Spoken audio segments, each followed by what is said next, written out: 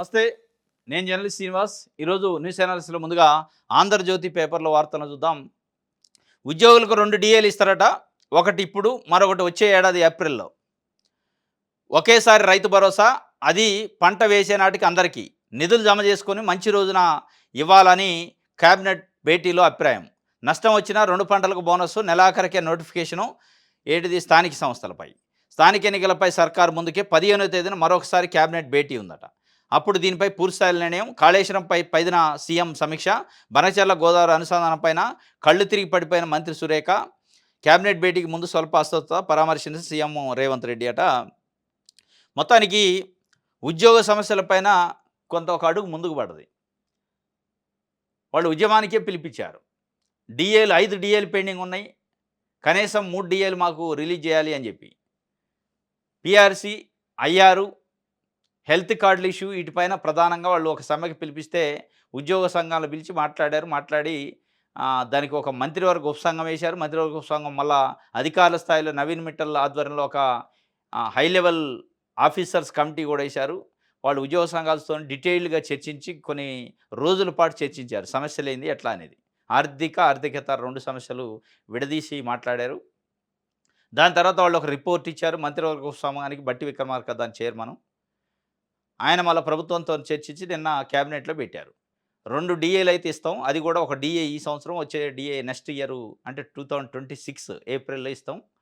మిగతా విషయాలు హెల్త్ కార్డుల విషయం కూడా వాళ్ళు ప్రధానంగా ఒక్కొక్క ఎంప్లాయీ ఒక రూ. 500 వాళ్ళ జీతం నుంచి కట్ చేసి ఇస్తే, మేము ఒక రూ. 500 మేము గవర్నమెంట్ నుంచి వేసి దానికి ఒక ట్రస్టు, అంటే ఆరోగ్యశ్రీ ట్రస్ట్ లెక్కనే హెల్త్ కార్డులకి ఈ ఎంప్లాయీస్ ఈహెచ్ఎస్ హెల్త్ స్కీమ్‌కి సంబంధించి ఒక ట్రస్ట్ ఏర్పాటు చేసి, ఆ ట్రస్ట్ నుంచి ఈ ఆరోగ్య సమస్యలపైన ఆరోగ్య కార్డులు ఇచ్చి హెల్త్ కార్డులు చేయాలని ఈ 2 ప్రధానమైన నిర్ణయాలు చేశారు.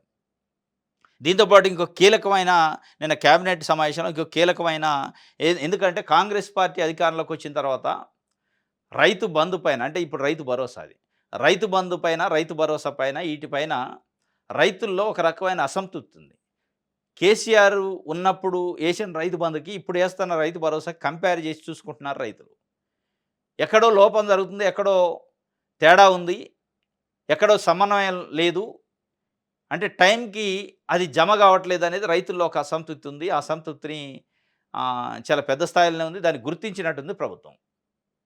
దాన్ని గుర్తించకపోతే క్యాబినెట్‌లో మాట్లాడరు. క్యాబినెట్‌లో మాట్లాడారంటే దాన్ని స్పష్టంగా గుర్తించారు. వాళ్ళకి ఇంటెలిజెన్స్ రిపోర్ట్ వచ్చింది. అంతకుముందు ఎమ్మెల్యేలు, మంత్రులు కూడా చెప్పారు. రైతుల్లో తీవ్రమైన వ్యతిరేకత వస్తుంది, రైతు భరోసా వలన ప్రధానంగా. దానిపైన కీలకమైన నిర్ణయం తీసుకున్నారు నిన్న క్యాబినెట్‌లో. ఇది ఎట్లా నిజంగానే వీళ్ళు ఈ తీసుకున్న నిర్ణయం ప్రకారమే చేస్తే, ఎందుకంటే చాలా నిర్ణయాలు తీసుకుంటున్నారు కానీ అమలు కాడికి వచ్చేటాలకే వేరే అవుతుంది. నిర్ణయం తీసుకున్నంత తొందరగా అమలు కావట్లే. దీంట్లో అయినా కనీసం నిర్ణయం తీసుకున్నట్టే అమలు చేస్తే గిట్లా కాంగ్రెస్ పార్టీకి కొంత పాజిటివ్ రెస్పాన్స్, పాజిటివ్ టాక్ రైతుల్లో వచ్చే అవకాశం. రైతు భరోసా అట ఎట్ ఏ టైమే వేస్తారట. ఎట్ ఏ టైం మీన్స్ పంట వేసే దశలో ఎకరం వాళ్ళకు ఒక రోజు, 2 ఎకరాలకు ఇంకొక వారం తర్వాత 3 ఎకరాలు, ఇట్లా కాకుండా టోటల్ ఒక కుంట నుంచి 10 ఎకరాల ఎంత పెడతారో వాళ్ళు, 20 ఎకరాల, 50 ఎకరాల ఎంత ఉన్నా కానీ ఎట్ ఏ టైం 1 డేలోనే పడిపోవాలి అనేది ఒకటి పెట్టుకున్నాడు. మరి నిజంగా అది సాధ్యాసాధ్యాలు చూశారో లేదు కానీ మొత్తం నిధులన్నీ ఒకసారి జమ చేసుకొని ఒకరోజు ఎకరానికి ఇట్లా వేయకుండా ఎట్ ఏ టైం ఒక 4 రోజులు లేట్ అయినా ఎట్ ఏ టైము మంచి రోజు చూసుకొని వేస్తున్నాడు. మంచి రోజులు అవసరం లేదు. డబ్బులు వేయడానికి మంచి రోజు, తీయటానికి మంచి రోజు అవసరం, కానీ డబ్బులు వేయడానికి రోజులతో అవసరంలే. మంచి రోజు కాదు కావాల్సింది, పంట వేసే రోజు ఇవ్వండి, పంట వేసే టైంలో ఇవ్వండి. ఆ మంచి రోజు కోసం మళ్ళీ 4 నెలలు డేకిస్తే వీళ్ళకి పెట్టుబడికి ఉపయోగపడటానికి పెట్టుబడి సాయం అది. ఇది ఒకేసారి రైతు భరోసా, అది పంట వేసే నాటికి అందరికీ నిధులు జమ చేసుకొని మంచి రోజున ఇవ్వాలని కేబినెట్ భేటీలో అభిప్రాయము. మంచి రోజు అవసరం లేదు, పంట వేసే దశలో ఇవ్వాలి, పంట వేసే నాటికి అందరికీ ఇవ్వాలి, అది ఇవ్వండి. ఈ మళ్ళీ మంచి రోజులు, ముహూర్తాలు, తిథులు, మళ్ళీ పంతులు వచ్చి ఆ తేదీలు పెట్టే కార్యక్రమం చేయకుండా ఈ తేదీలు పెట్టే కార్యక్రమాలు గవర్నమెంట్ స్కీమ్ వేయటమే. ఎట్ ఏ టైం వేసినా సంతోషమే, మంచిది. అది పంట వేసే రోజు ఉండాలి. క్రాప్ సీజన్ స్టార్ట్ అయ్యే రోజు, ఇప్పుడు జూన్ ఉంది, వర్షాకాలం పంటలు స్టార్ట్ అవుతున్నాయి. ఇప్పుడు వేయకుండా నువ్వు ఎప్పుడో నవంబర్లో వేస్తా అంటే ఏంటికి ఉపయోగపడతాయి? మళ్ళీ వీళ్ళు వడ్డీలో తెచ్చుకోవాలిగా. ఇది ఒక వార్త అయితే. నష్టం ఇప్పుడు బోనస్ కూడా 2 కార్లకి ఇస్తానంటున్నారు. బోనస్ వానాకాలంలో పండిన పంట సన్నోడ్లకి 500 బోనస్ ఇచ్చారు కింటాకి. ఎండాకాలంలో సన్నోడ్లు పండితే అవి ఇరిగిపోతున్నాయి. నూక శాతం ఎక్కువ ఉంటుంది. మనకు నష్టం వస్తదని గవర్నమెంట్ అధికారులు చెప్పారట సివిల్ సప్లై అధికారులు. దానికి బోనస్ ఇయటం వల్ల గవర్నమెంట్‌కి నష్టం వద్దంటే, వచ్చినా పర్లేదు రైతుల కోసం నష్టం వచ్చినా 2 బోనస్‌లు ఇయ్యాల్సిందే. 2 పంటలకు బోనస్ ఇయ్యాలి. అది ఇరిగినా, నూకైనా పర్లేదని అదొక డెసిషన్ తీసుకున్నారు. ఈ బోనస్ అనేదైతే అద్భుతం. ఇది మంచి స్కీమ్. రైతు భరోసా కంటే, రైతు రుణమాఫీ కంటే ఇది మంచిది. ఎందుకంటే ఎవరైతే బురదలో, మట్టిలో పని చేస్తారో, ఎవరైతే సేద్యం చేస్తారో, ఎవరైతే కష్టపడి వ్యవసాయం చేసి పంట పండిస్తారో వాళ్ళకొస్తాయి ఆ బోనస్. ఇప్పుడు రైతు భరోసా వల్ల ఏమైతుందంటే, ఎక్కడో ఏసీ కార్‌లో తిరిగేవాళ్ళకి కూడా రైతు భరోసా వస్తుంది. కష్టపడి భూమి మీద పాకులాడి పని చేసేటోడికి రైతు భరోసా రావట్లే. కౌలుకు చేస్తున్నారు. కాబట్టి ఇక్కడ ఏమైద్దంటే బోనస్‌లో ఎవరైతే పంట పండిస్తారో వాళ్ళకే బోనస్ వస్తే ఇది ఫలితం ఇచ్చేది రైతుకి. ఇది స్థానిక సంస్థల పైన కూడా ముందుకే పోతారట. ఈ నెల 15 తర్వాత ఇంకా క్లారిటీ వచ్చే అవకాశం ఉందట. ఇది ఒక వార్త. మొత్తానికి రైతులకు సంబంధించి, ఉద్యోగులకు సంబంధించి ఒక క్లారిటీ అయితే తీసుకున్నారు. ఒక ఒక అభయం ఇయ్యగలిగారు. ఇప్పుడు సాక్షి పేపర్ చూద్దాం. సాక్షిలో ఎల్ఆర్ఎస్‌కి సంబంధించి ఒక వార్త ఇచ్చారు. ఎల్ఆర్ఎస్ ఇప్పట్లో ఉంటదా? లేదా? ఇప్పట్లో తేలే పంచాయతీ అంటే తేలని పంచాయతీ అది. ఎందుకు తేలదంటే దరఖాస్తులేమో 26 లక్షలు వచ్చినాయి. 2020లో కేసీఆర్ గవర్నమెంట్ ఉన్నప్పుడు ఎల్ఆర్ఎస్ కోసం దరఖాస్తు తీసుకున్నారు. ఒక్కొక్క దరఖాస్తు రూ. 1000 ఫీజు పెట్టి. దాని తర్వాత ఎల్ఆర్ఎస్‌కు సంబంధించి ఆ పెనాల్టీలు అవన్నీ పే చేస్తే ప్రొసీడింగ్ ఇస్తామని చెప్పారు.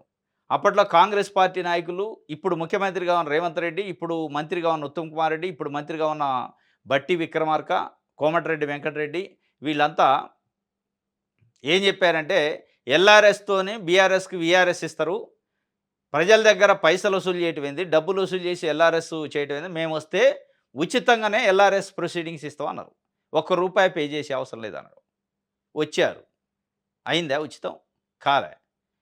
వచ్చిన తర్వాత ఏం చేశారు? లేదు లేదు అది ఏదో ఓట్ల కోసం అన్నాం తప్ప మేమెందుకు ఉచితంగా ఇస్తామని మళ్ళా డబ్బులు పిండే కార్యక్రమం చేస్తున్నారు. ఆ పిండే కార్యక్రమంలో కూడా ఏమైనా ట్రాన్స్పరెన్సీ ఉందా అంటే లేదు. 26 లక్షల మంది దరఖాస్తు చేసుకుంటే 5,77,000 మంది పే చేశారు ఇప్పటివరకు. దాదాపు 3, 4 నెలల నుంచి టైం ఇస్తే.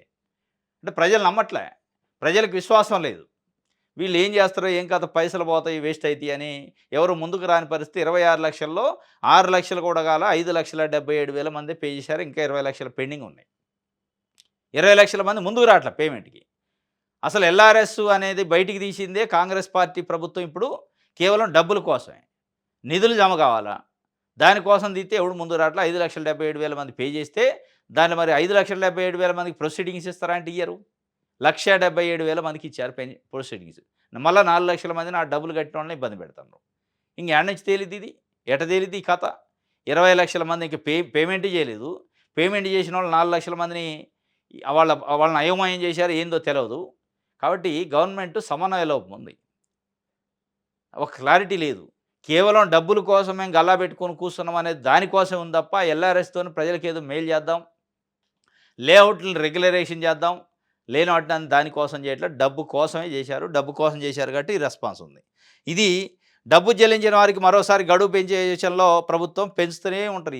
ఇది మరోసారి కాదు, మళ్ళీ ఎన్నిసార్లు పెంచినా పెంచుతారు. ఎందుకంటే డబ్బుల కోసం వాళ్ళు పెట్టింది అది. ఏదో జనాల కోసం పెట్టలే. నిన్న రణరంగం, నేడు నిశ్శబ్దం. భయం గుప్పెట్లో పెద్దదానివాడ. 12 మంది రైతుల అరెస్టు, 14 రోజులు రిమాండ్. ఘటనపై జాతీయ మానవ హక్కుల కమిషన్లో ఫిర్యాదు. ఇథనాల్ ఫ్యాక్టరీ ఏర్పాటుకు ఒప్పుకునేది లేదన్న రైతులు. ఇథనాల్ ఫ్యాక్టరీ ఏర్పాటు చేస్తామని ఆడ కంపెనీ వాళ్ళు వస్తే పెద్దదానివాడ, చిన్నదానివాడ అంటే రాజోలు మండలం, గద్వాల, జోగులాంబ గద్వాల జిల్లా రాజోలు మండలం పెద్దదానివాడ, చిన్నదానివాడలో ఆ ప్రాంతంలో ఉన్న ఒక 12 గ్రామాల ప్రజలు తిరగబడ్డారు. అందుకే నిన్న పేపర్లలో తిరగబడ్డ నడిగడ్డ అని వచ్చింది. తిరగబడి ఎక్కడికక్కడ ధ్వంసం చేసి పడేశారు. ఎట్టి పరిస్థితుల్లో మా భూములు ఇవ్వమని రైతుల్ని జైల్లో పెట్టారట. 12 మందిని ఆల్రెడీ అరెస్ట్ చేశారు. 14 రోజులు రిమాండ్ కూడా విధించారు. మాది ప్రజాప్రభుత్వం, మాది ఇందరమ్మ పాలన, రైతుల జోలికి పోము, రైతుల్ని కొట్టం, కేసులు పెట్టం అంటారు. రైతులపైన లాఠీచార్జ్ జరుగుతాయి, రైతులను దేశపై బేడీలు వేస్తారు, రైతులకి జైల్లో పెడతారు, అన్నీ ఉంటాయి. కానీ మళ్ళీ ప్రజాపాలన అంటారు. ఇది లగచర్లలో ఇదే ఇష్యూ జరిగింది. మళ్ళీ ఇక్కడ కూడా ఇదే ఇష్యూ జరిగింది. ఇదంతా ఉమ్మడి పాలమూరు జిల్లా. మళ్ళీ 4 రోజులు అయ్యాక లేదు లేదు రైతులు మేము కడుపులో పెట్టి చూసుకుంటాం అంటారు. రైతుల కంట్లో కారం కొడతాం ఇవాళ. వాళ్ళ భూములు గుంజుకుంటున్నారు. ఇప్పుడు రేవంత్ రెడ్డి స్వగ్రామం ఆయన కొండారెడ్డిపల్లి ఆ ఏరియాలో కూడా రోడ్డు కోసం అవసరం లేని రోడ్డు కోసం చాలామంది దగ్గర బలవంతంగా గ్రీన్ ఛానల్ రోడ్డే ఏదో అని చెప్పి వేస్తాను. ఫోర్త్ సిటీ అని, గ్రీన్ సిటీ అని, ఇంకో సిటీ అని, ఇంకేదో సిటీ అని, నాలెడ్జ్ సిటీ అని ఇవన్నీ పెట్టారు. స్కిల్ యూనివర్సిటీ అని పెట్టి వాటి పేరుతోని ప్రజల దగ్గర నుంచి, రైతుల దగ్గర నుంచి భూములు గుంజుకుంటూ తిరగబడతారు. ఈ తిరుగుబాటు మొత్తం అక్కడనే ఉంటుంది మళ్ళీ ఉమ్మడి మహబూబ్‌నగర్ జిల్లాలో. మొత్తానికైతే అరెస్ట్ చేశారు 12 మంది రైతుల్ని. ఇంతకుముందు లగచర్ల ఇష్యూలో కూడా దాదాపు 27 మందే, 28 మంది రైతులు 36 రోజుల పాటు జైల్లో ఉంచారు. అయినా గానీ మళ్ళీ అదే కథ. రైతుల్ని జైల్లో పెట్టి నమస్తే తెలంగాణ చూద్దాం. బిల్లులో మల్లుకు 10% కమిషన్ అట. అలంపూర్ కాంగ్రెస్ నేతల ఆరోపణ. మీనాక్షి నటరాజన్ పీసీసీ చీఫ్కు ఫిర్యాదు. కార్యకర్తలు పట్టించుకోవడం లేదని విమర్శ. రవిపై చర్యలు తీసుకోవాలని డిమాండ్. 17 మంది సంతకాలతో అధిష్టానానికి లేఖ. పెద్ద బ్లాస్ట్ అయింది నిన్న. అలంపూర్ మాజీ MLA Sampath Kumar AICC secretary, Congress party senior నాయకుడు. ఆయన కంప్లైంట్ చేసిండు. ఏఐసీసీ నుంచి మన రాష్ట్ర తెలంగాణ ఇన్ఛార్జిగా ఉన్న మీనాక్షి నటరాజన్, పీసీసీ అధ్యక్షుడు మహేష్ కుమార్ గౌడ్కి ఎవరు మీద చేసిండు? క్రమశిక్షణా సంఘం చైర్మను మీద మల్లు రవి మీద. క్రమశిక్షణా సంఘం చైర్మన్ మీదనే క్రమశిక్షణా చర్యలు తీసుకోవడానికి కంప్లైంట్ చేసిండు. దేనికోసం అంటే అక్కడ బీఆర్ఎస్ పార్టీ గెలిచింది అలంపూర్లో. బీఆర్ఎస్ పార్టీ ఎమ్మెల్యే దేవుడా విజయుడు ఉన్నాడు ఆయన.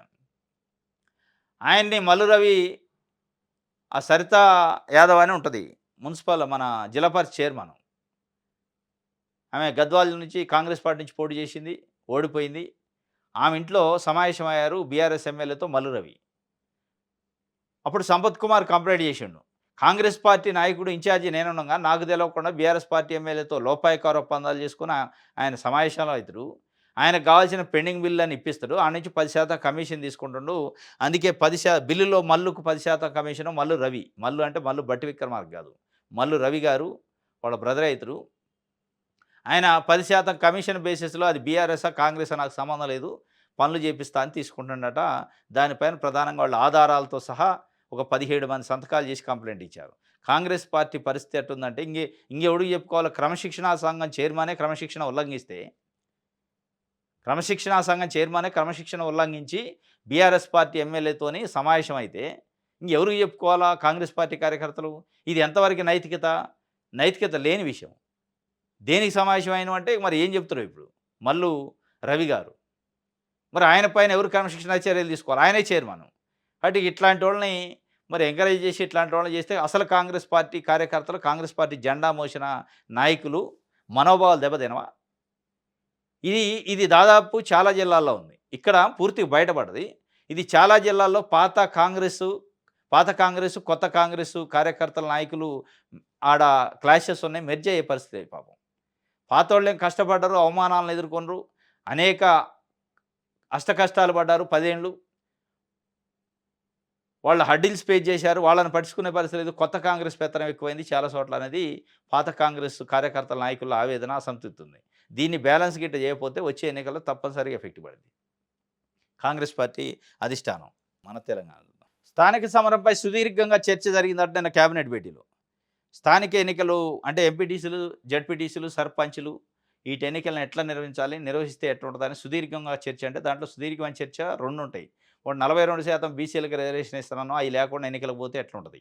ఇంకోటి అసలు ఎన్నికలకు పోతే ఎట్లా ఉంది, ప్రజల మూడు, రైతుల మూడు, గ్రామాలలో ప్రజల మూడ్ ఆఫ్ థింకింగ్ ఎట్లా ఉంది, నెగిటివ్ ఇంపాక్ట్ ఏమైనా పడిద్ది అనే ఒక భయంలో అయితే కాంగ్రెస్ పార్టీ ఉంది.